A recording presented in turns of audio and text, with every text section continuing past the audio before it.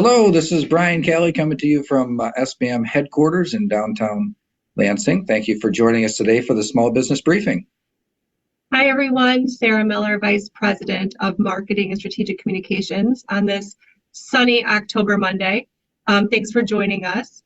I do want to welcome our new member of the week. They're a premium member, JEM Cleaning, located in Lansing. So welcome to JEM Cleaning and owner Eva Thompson.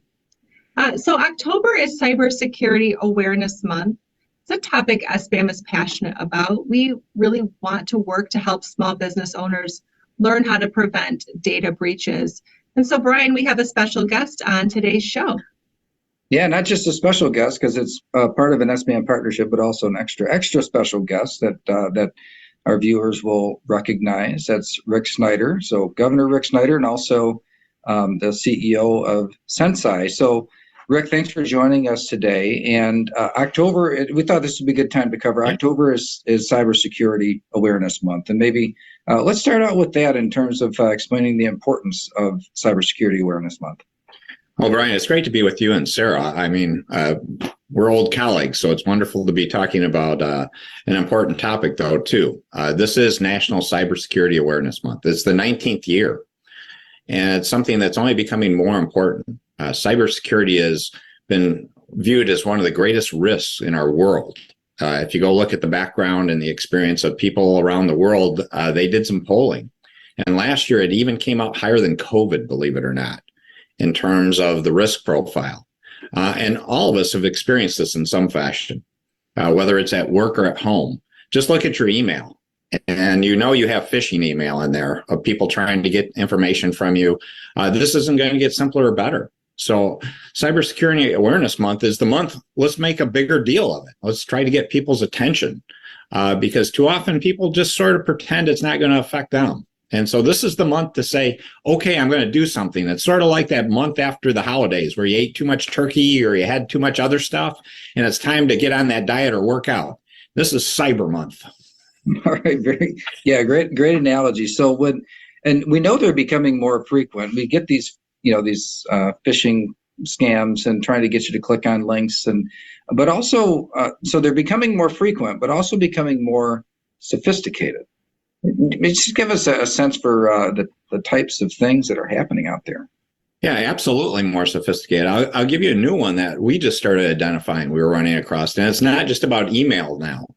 One that's happening now is with DocuSign.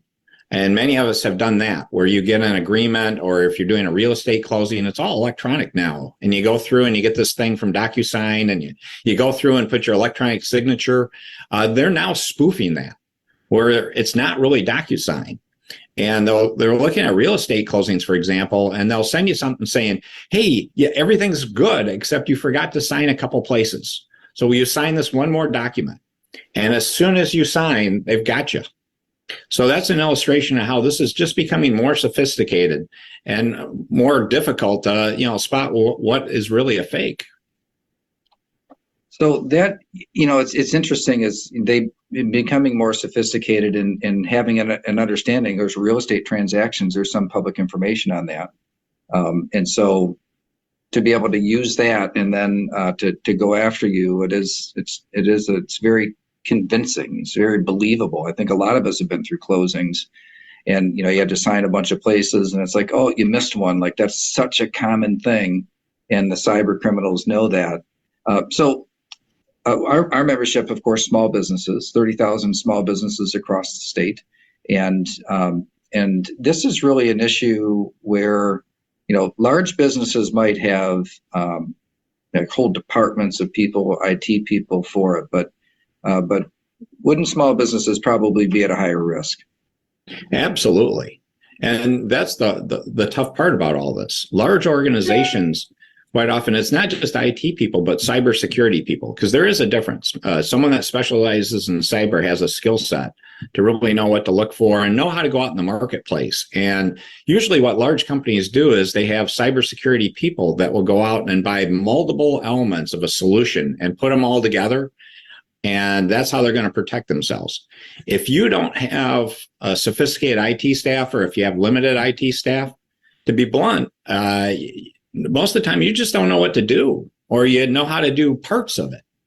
And so what's really missing is some totality of a solution to say, let's look at the big picture, what you really need to do and how you do it. The other thing I'd emphasize is most of this involves human error. So a lot of it is, how do you start changing your culture from passive to active? Because most people take the approach, well, I hope I'm just not going to get attacked. That's not a good solution. You should consider going to buy a lotto ticket, because your odds are probably better with the lotto than eventually not getting attacked. You need to have an active culture where you're training people, you're being aware of it. But I recognize that it's not your main business. I mean, you got to run your main business, and that's got to be your key focus. But how can you make cyber sort of an extra element that you pay attention to? Well, with small businesses, as you would well know, being an entrepreneur your whole life, and maybe I should have even started with that. I mean, people think of you as a governor, but you're an entrepreneur at heart, background, and experience. But I like to get real practical. What are some simple steps that somebody could take today to protect their family, protect themselves, and especially protect their business? Yeah, absolutely. There are a number of things. And it's actually things highlighted during Cybersecurity Awareness Month. There's 4 items in particular that are being talked about.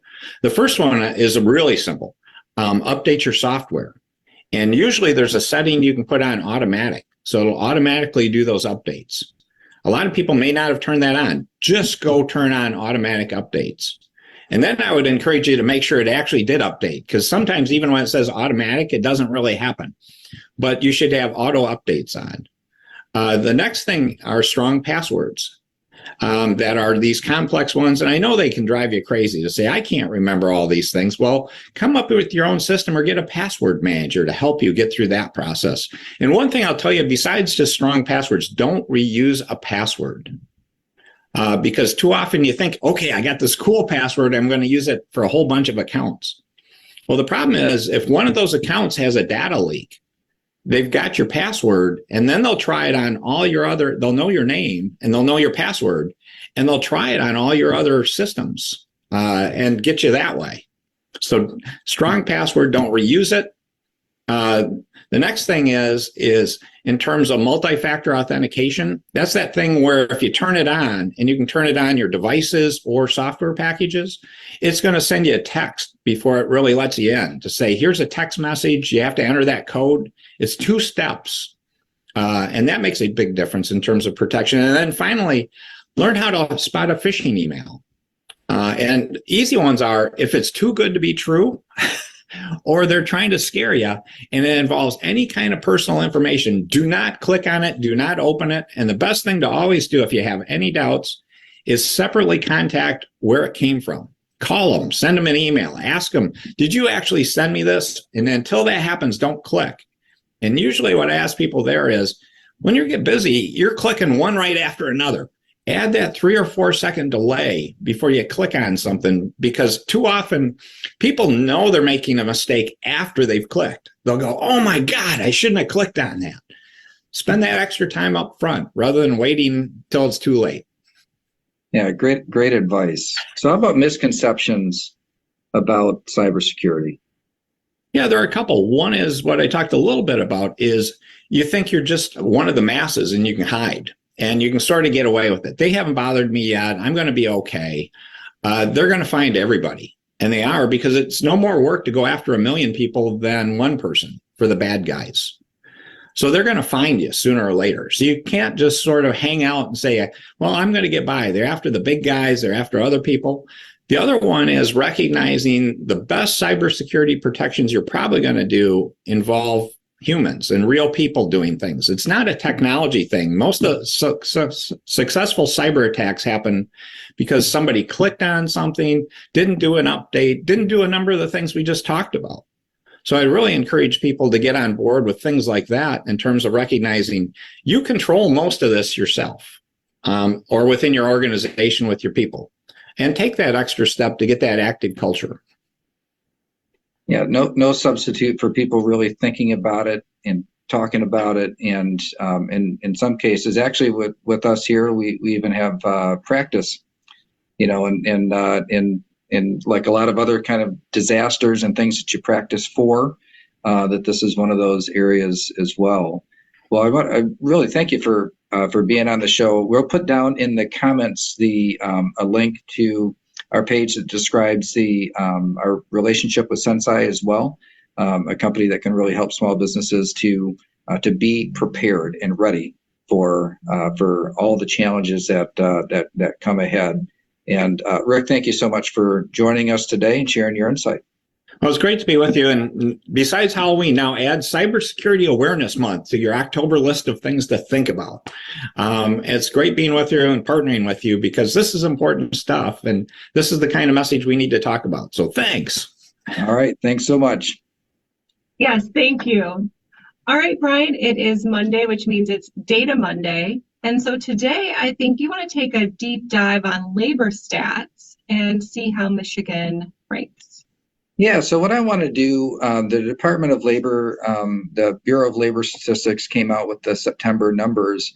And these are specific. We talked a lot about national numbers, but these are specific to Michigan. So I wanted to do a little bit of a deeper dive, since this still is one of the number one or number two issues facing most businesses today. So overall labor force participation rate, this is the one that we've talked a lot about. And as you can see, I've heard people say that it's been in a downward trend in Michigan since about the year 2000. That's not actually true. In the last 10 years, there was actually a gradual upward trend, not huge, but a couple percent over the course of that 10-year period is actually not too shabby either. I mean, it was a nice trend that was going, but interrupted with the pandemic. And you can see that that in April of 2000, it plummeted, labor force participation rate. So people in the labor force that were, or people over age 16 that were in the labor force, and means actively working or seeking to find work, and shot right back up, to where it was. And then it plummeted again after that. And still to this day, has not recovered as we look at the numbers through the end of summer here and through September. So the employment to population ratio, this one's a little smoother. Now the other one, labor force participation rate, that was looking at the those over 16 in the labor force. Employment to population ratio is just the number of people employed divided by the population. And as you can see, this also plummeted. But has had more of a steady incline. But again, not since the pandemic, but is not fully recovered yet. This generally moves in the same direction as this one, but it's smoother because it's looking at the entire population, not just those who are in the workforce. And then the overall size of the labor force, this is the one that I think our members have felt the most, in terms of it being down. And if you're to look at this, the labor force itself, the number of people available for or looking for work, not as a percentage, but this is raw numbers. So you see here of our population that you got, edging up to, trying to get to 4.9 million people. But you can see that it was 100,000 people higher before the pandemic. And when you not quite, I think it's more like 80,000, but 80,000 people out of the workforce, you're going to feel that across the environment. Because remember, before the pandemic, the labor force was still tight. It was still too small for the demand of the state. And so when you take that many away from a scenario where there's already a shortage, every incremental loss is that much more difficult. And then looking at overall employment, you'll see this is actually recovering a little bit more, a little bit closer than the previous stats and getting up to that pre-pandemic level. There's a lot of demand for people. There's a lot of jobs out there. But again, the bigger problem really being not enough people to fill them. And then looking at unemployment, the number of people who are unemployed. So this means they're looking for work, but have not found a job. You'll see that actually has gotten back to the same level, and then of course the unemployment rate being the same as it was pre-pandemic too. So across the board, you see kind of just the gradual kind of steps where there's the economy trying to get back to that place of pre-pandemic levels, just really struggling to, because Michigan's dip during the worst recesses of the pandemic were lower, economically speaking, than a lot of other places. And so that climb back has been harder and it's longer. So while you look at all of those graphs, all of those numbers, things are kind of inching up in the right direction, but just not at a rate that feels complete yet, because, well, it's just not complete. So with a low unemployment rate, or kind of same as before, but jobs are still down. So can you explain that a little bit? Yeah, so you saw the overall employment was, still trying to recover from before, but you remember with an unemployment rate, there's, the numerator, the denominator. So the numerator is the number of people unemployed, but in the workforce. The denominator is the total size of the workforce, those that are available and willing and seeking work or already employed.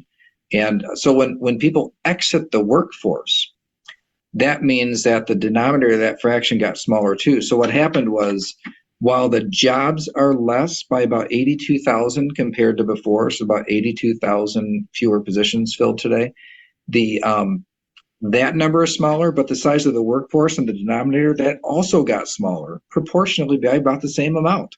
And so the percentage, the unemployment rate is about the same as before, but and that's one of the reasons why there's this raging debate on, are we in a recession or not? Because while the GDP and some other factors in the economy would point to recession, other economists are saying, yeah, but the unemployment rate is still low, therefore it's not truly a recession. And the reason the unemployment rate looks low compared to what it was before is because the denominator, the size of the workforce, those that are available and ready, willing, able to work, is smaller than before. So the unemployment rate kind of masks the struggle in kind of getting back to that full pre-pandemic recovery. But again, I would underscore, like a bunch of times, that back to pre-pandemic levels is not good enough. Remember, things were still tight back then in terms of the labor force, so we really have to look at it at a wider with a wider lens here to meet and then exceed pre-pandemic levels when it comes to available workforce. All right, let's talk about the upcoming election next month. We have a new poll for the race for governor here in Michigan. What are the numbers? Yeah, it was a different looking poll for sure. Showed things tighter than the previous. So with this particular pollster, is a Republican pollster. So you'll oftentimes see you'll see it a little narrower for the Republican candidate. Behind polls, they do weighting, they do assumptions with turnout, and all that feeds into what the outcome shows. And so this one showed Governor Whitmer at 51%, Tudor Dixon at 45, so 6-point margin, which was a lot closer than the previous poll that we had shared before is a few weeks ago. And while that is closer, again, when I look at all these different polls, I think the main difference here between them is the turnout assumptions, but then also it really is the kind of Republican-leaning voters that really didn't know a lot about the Republican candidate kind of coming home to the party. That's not an unusual thing to see happen in elections, especially here in the Midwest, where people are very independent-minded. So people don't necessarily early in the election process, tell pollsters how they're going to vote, but they do settle into kind of their normal patterns. So you'll see the race naturally tighten up some. It's hard in Michigan for there to be a margin that gets into the double digits for any candidate. I will say that our previous guest there, Rick Snyder, and I in 2010 won by 18 points. But that's highly unusual for that to happen. And in a margin like that, I don't think it happened. It hasn't certainly happened. It hasn't happened since, and it hadn't happened for a long time before that too. And so there's a natural tendency for things to tighten up some. I think it'll feel a little bit different. If right now the presence on TV has been pretty one-sided. As it gets closer and closer to the election, I have to believe that the challenger is going to get to a point financially where she can go up as well and have that message heard. And when that does, like I say, naturally it should tighten things up. But certainly with the all the other factors in terms of the amount of dollars in there that Michigan usually reelects governors of both parties. Once you're an incumbent, Michigan usually reelects its governors. The odds are that Governor Whitmer will be reelected, but I think that it's felt lopsided till this point. Probably will feel a little bit less so for the last 30 days. There's a lot of eyes on Michigan. Former President Trump held a rally in Warren over the weekend. President Biden was here a few weeks ago. What does that tell you? Yeah, this is, I think Michigan has really kind of solidified itself as like a swing state, like a state that is in play for both parties. And so if you love politics, then I don't know if there's anybody out there that loves politics, but if you do love politics, I think that you're going to see in the next several election cycles that Michigan is and remains a focal point, even though this particular gubernatorial election has seemed kind of, like it seemed like there was a heavy favorite in it. The last presidential election was relatively close, and so and then it went the other way in 2016. So Michigan, I think, has kind of solidified itself as a swing state, and you should expect that it will get a lot of national attention. Neither of the U.S. senators are up for re-election in this particular cycle. Otherwise, I think you would see even more here in Michigan. But I think going forward, that Michigan is very firmly and solidly in that kind of purple state status, or that swing state status. And another reminder that our endorsed candidates, the Small Biz PAC endorsed candidates, are available on our homepage. So sbam.org, just scroll down a titch, you can click to see who we've endorsed for the House and Senate. That's all we have for you today. I hope you have a wonderful week, and we'll be back here on Thursday. See you on Thursday, everybody.